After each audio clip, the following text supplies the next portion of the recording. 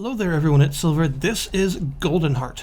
This is an interesting one. It is very unusual. It's kind of a surreal experience, and right off the bat I would probably compare it to games like, say, Northern Journey most of all. If you've played that, or if you've seen it, or maybe you've seen Mandalor's video on it or something, it's a really cool game, and it's also the product of one mind, if you get what I mean. It's the kind of game that can only come from like the unedited thoughts of one person.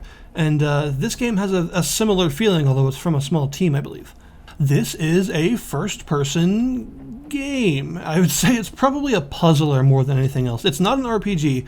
It doesn't have any like leveling or stats or anything like that. It is like an action-adventure, but from the first-person perspective. And the first thing to talk about is how it looks, and it looks kind of fascinating. It's using an art style that you could say is reminiscent of N64 and PS1 era stuff, but it doesn't specifically look like any of those on its own, which I think is deliberate. It's not trying to ape one particular art style, it's trying to feel like it belongs in that era, but not like it looks exactly like any one of them specifically. It also kind of reminds me of like old DX5 games, but what the overall atmosphere and look of the game reminds me of the most is probably Ikana Canyon from Majora's Mask, which is actually one of my favorite areas in that game. And this game has a similar kind of surreal, horror adjacent, but not exactly horror look to it, where everything is just a little bit odd. Everyone looks kind of funny, and everything you do looks kind of funny. It's all a little bit surrealist and strange. The monster design is very much up there. Pretty much all of the monsters in this game look really bizarre and have some really weird attacks and stuff that it takes you a while to learn how they all work because they're all so strange. And I think that's really cool. Running into a new monster is always kind of exciting in this game because you don't know what to expect, what it's going to throw at you next. It seems like every area has some new weird horrors for you to behold. And as you go through the game, you'll find that it never really repeats itself. It pretty much always has some novel, interesting thing for you to go through. The sound design of the game also follows suit. The overall soundscape isn't anything to write home about. It's totally fine. It does its job. You know, like weapon impacts and footsteps and all that stuff. It just is utilitarian. It's what it needs to be and nothing more. But the music is weird.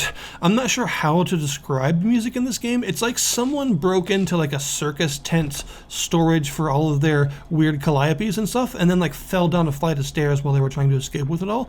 It all sounds really bizarre. Some of the music has an odd off-tempo beat to it that just gives you anxiety as you're going through some of the darker and weirder areas, and other times it's more of like a weird, floaty, almost like, you know, Morrowind on Bad Sushi kind of setup where you've got these memorable but very hard to replicate tracks. Like, I remember how a lot of the music sounded in this game, but I couldn't actually demonstrate any of them to you because they're all that weird. But the music does its job creating a surreal soundscape, which is clearly the intention here, because it's trying to create the sound aspect of what the visuals are doing for the visual aspect to make an overall surreal adventure that is just kind of really hard to pin down, and I think that's a really cool idea, and they've done it very well. The gameplay of this game is actually split in between a couple of different sort of segments. You've got the exploration segment where you're just walking around trying to understand what you're looking at and what you need to be doing. You've also got combat. You have a sword and shield as well as a bow to actually combat enemies with, and there's a fair amount of combat in this game, although the combat system is very simple. It's simply click to attack, other click to block, and then click to fire bow. It's not complicated, and it's clearly not trying to be. Really, I would say your best friend in the combat system of this game is rhythm. This is clearly a sort of rhythm-influenced combat system where you've got to learn the rhythm of each enemy's attacks, when you need to block, when you need to dodge, and also you can lock on to any enemy with the tab key and then press space to dash around them while you're locked on. There are some enemies that you absolutely need to do this with, or else you'll take pretty much guaranteed damage when you're facing them.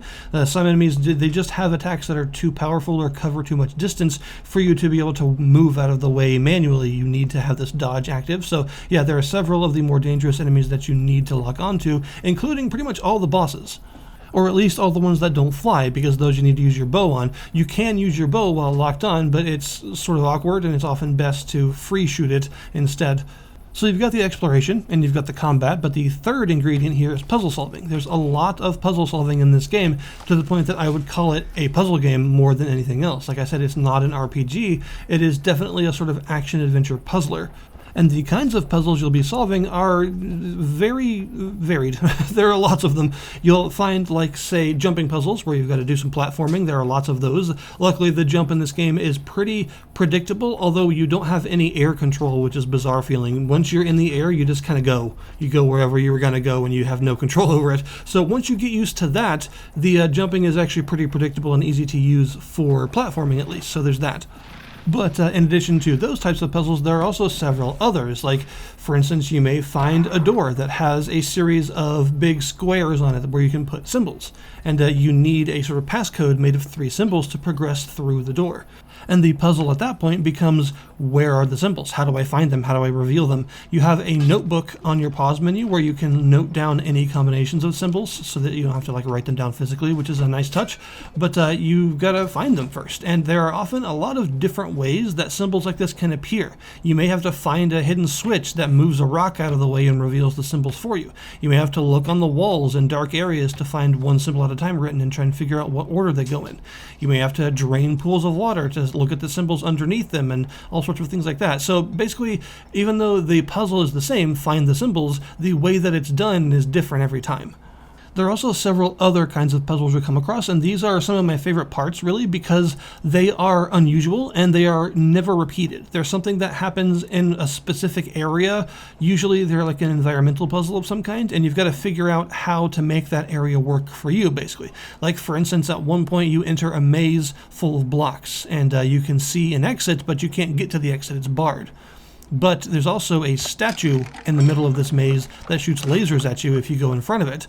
But if these lasers sweep past any of the blocks that make up the maze, it turns them into red crystal that you can shatter with your enchanted sword stick thing.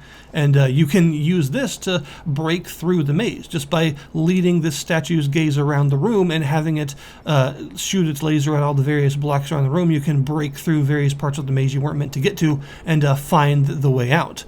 And that's a cool puzzle because it's never repeated. You never have to do that again. There is no other maze laser puzzle in the game. That's the only one. And the game is full of puzzles like this, where it's a sort of environmental puzzle that works in that one specific spot, and you won't find it anywhere else. Instead, you'll sometimes find a new puzzle that builds on what you've done previously, but doesn't repeat it. So, for instance, later on, after that maze laser puzzle, you'll find another one of those laser statues in a completely different place, surrounded by they're basically weeping angel archer statues. They're statues that have a bow that does ridiculous amounts of damage to you, but they only turn towards you if you're not looking at them. So you've got to keep them in your view as much as possible to not have them turn and shoot you. You just got to look at them. But in this area, there are like 8 of them, and they're all in opposite ends of this big waterway, so you can't look at all of them at once, and they will totally kill you if you try. But you can use this laser statue to fire its beam on them, and it will turn them into an enemy that you can actually fight and get rid of. So you have to go around the room having the laser statues beam all of these archer statues and turn them into enemies so that you can get rid of them. So this is like a progression of the idea of the maze puzzle, but it's a completely different way to do it. The areas of the game that you'll go through are all pretty inventive. They all have this sort of ancient mystery to them that I really like in games of this era, or games of the era that this is calling back to, I should say, where everything looks sort of polygonal but in a very primitive way, and it adds an extra bit of mystery to stuff like ruins and things that I really like the look of. And as you're going through the game, you'll find yourself in a lot of different areas, so you won't be repeating places that often either. Usually when you have to backtrack, it's a really short backtrack, and then you're off to somewhere new pretty much immediately after that, so you're never going to spend too much time in any one area unless you're failing repeatedly at something and having to reload. But aside from that, you will generally be moving from place to place at a relatively brisk pace. And because of how odd the game looks, finding a new area is probably one of the best parts of the game, because you don't know what you're about to walk into. It could be anything. It could be a floaty Zen-like area with weird walking aliens you got to stand on top of. It could be an ancient underground ruin where unspeakable things happened in some stage in the past, and you're just sort of there dealing with the reverberations of whatever happened at the time. It could be a big office building in a different dimension that has office workers and schedules and everything, and desk lamps and all the stuff that you would expect, despite this being a very much a fantasy setting. And on the topic of that, I would say the game lasts pretty much as long as it needs to. I did a 100% playthrough of the game, and it took me about 10.5 hours to beat, which I think is a really good time. I think that's a solid amount of time spent in this world. It uses that time to get out pretty much all of its ideas. Nothing feels unfinished or has like unrealized potential, but also nothing feels overly repetitive or like it went on for too long. I think they've done a good job of pacing in this game, making everything feel like it goes on for just the right amount of time. I have a lot of respect for games that do that, games that have a lot of unique ideas to get out there, and they manage to get them all off of the paper and onto the screen in a satisfying way, and then the game concludes, and it's a nice package that has some really cool ideas that don't overstate their welcome. Overall, I'd say that Goldenheart is a really inventive game purely because of its setting and art style and things. Even though its mechanics are simple, they're effective, and its puzzles are fun to solve. Its world is fun to explore. There's a good amount of satisfaction in uncovering the next weird nightmare thing that you have to find out how to get through. So overall, I'd say it's very much worth a look if you're a fan of games like Northern Journey, maybe a little bit of Lunacid in there, even though it's not an RPG. Things like that, the sorts of obscure, like, 5th generation era games that are calling back to a type of game design that we don't see much anymore. Kingsfield is another example. So yeah, I'd say definitely give it a look if you're a fan of anything like that, or if it just looks interesting to you. It's a pretty good time. So I'll put the link in the description below this video to the Steam store page for Goldenheart if you wish to check it out yourselves. Thank you guys very much for watching, and I'll see you next time.